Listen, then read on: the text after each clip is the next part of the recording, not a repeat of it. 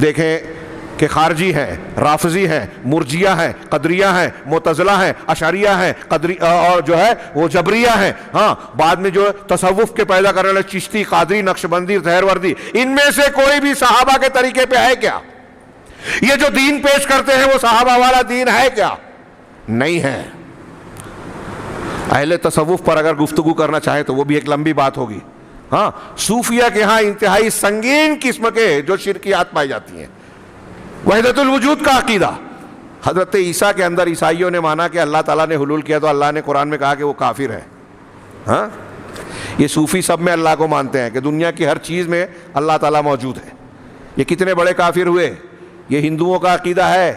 شنکراچاریہ جو ان کی تاریخی شخصیت پہلی گزری ہے نا، اس نے اپنشد کی تشریح جو ہے اسی وحدت الوجودی عقیدے کی بنیاد پہ کی ہے، اور اسی اپنشد کی نظریے کے مطابق صوفیوں نے ابن عربی، حلاج، منصور ابن حلاج، ان لوگوں نے جو ہے اسلام میں جو ہے وحدت الوجود کے عقیدے کو پھیلا دیا، اور آج جتنے بھی تصوف کے سلسلے تقریباً سب حلول و اتحاد کو مانتے ہیں.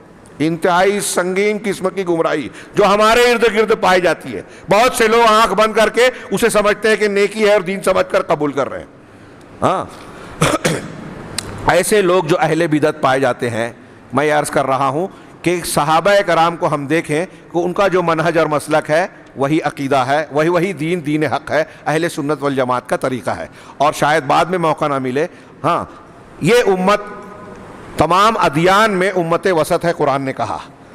اور تحقیق یہ کہتی ہے کہ جتنے بھی گمراہ فرقے ہیں، بدعتی فرقے ہیں، ان میں جو اہل حق ہیں، اہل الحدیث ہیں، اہل السنہ والجماعہ ہیں، وہ اہل بدعت کے افراط و تفریط والے مسلک کے بیچ میں چلنے والے اعتدال پسند لوگ ہیں. جیسے مثال کے طور پہ اللہ تبارک و تعالیٰ کے اسماء و صفات کے باب میں لیجئے کہ جو جہمیہ ہیں، معتزلہ ہیں، وہ اللہ تعالیٰ کے قرآن میں جو اسماء و صفات ہے اس میں انکار اور تعویل کرتے ہیں، رد کرتے ہیں. ہاں، اس کے بالمقابل ایک گروہ ہے جو اللہ تعالیٰ کے اسماء و صفات کو مخلوق کے اسماء و صفات سے تشبیہ دیتا ہے کہ اللہ کا ہاتھ ہے ہمارے ہاتھ کی طرح.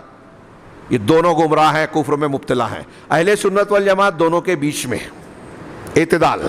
اللہ کی صفات کو مانتے ہیں اور مثال کی تردید کرتے ہیں. کیوں؟ اس لیے کہ قرآن میں اللہ نے کہا لیس کمثلہ شیء وہو السمیع البصیر، اللہ کے جیسا کوئی نہیں اور وہ سننے والا دیکھنے والا ہے. ایک طرف سننے والا دیکھنے والا بھی کہا، دوسری طرف کہا اس کے جیسا کوئی ہے بھی نہیں.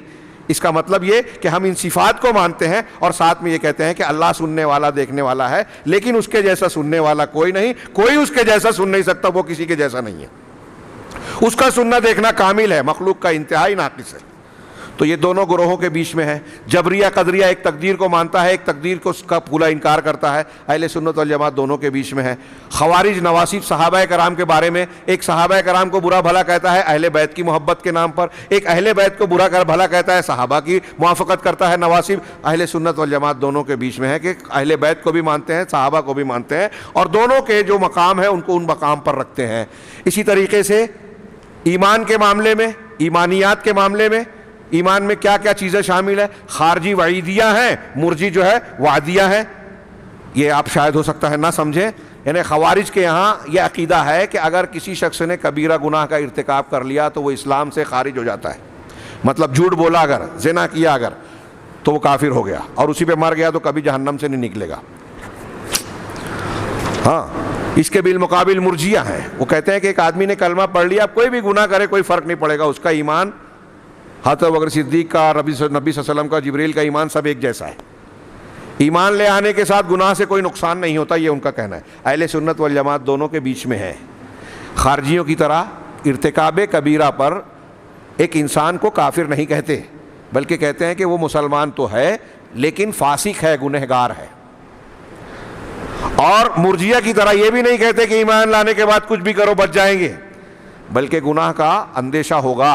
اور اگر کوئی شخص ایمان کا دعویٰ کرنے کے بعد گناہ کرتا ہے تو اس کا ایمان گھٹتا ہے، اس کا کم ہوگا ایمان. اب یہاں خارجیوں کے اس عقیدے کو آپ سوچیں گے کہ یہ تو آج پائے نہیں جاتے. ہمارے یہاں ارد گرد میں جو تحریکیت ہے ان کے یہاں خارجیت پائی جاتی ہے، اور سب سے بڑھ کر خارجیت شیخ نے یہاں اس کتاب میں بیان کیا کہ آپ کو سید قطب شہید جن کو کہتے ہیں ان کی کتابوں میں ملے گی، فی ظلال القرآن میں اور ان کی دوسری کتابوں میں. وہ اپنے علاوہ پورے دنیا کے مسلمانوں کو، تمام امت کو کافر قرار دیتے ہیں، سب کو قابل گردن زدنی قرار دیتے ہیں. آج کل جو دہشت گردی کی بدنامی والی بات عالمی سطح پر چلتی ہے نا، اس میں تقویت اس فکر سے ملتی ہے کچھ نوجوانوں کو ان کی کتابوں سے بھڑکایا جاتا ہے کہ یہ دوسرے لوگ سب کافر ہیں، مشرک ہیں، ہاں لہذا مسجد میں بھی دھماکہ کیا جا سکتا ہے، مارا جا سکتا ہے، یہ قابل گردن زدنی ہے. تو اہل سنت والجماعت خوارج اور نواصب، خوارج اور روافض کے بیچ میں ہے.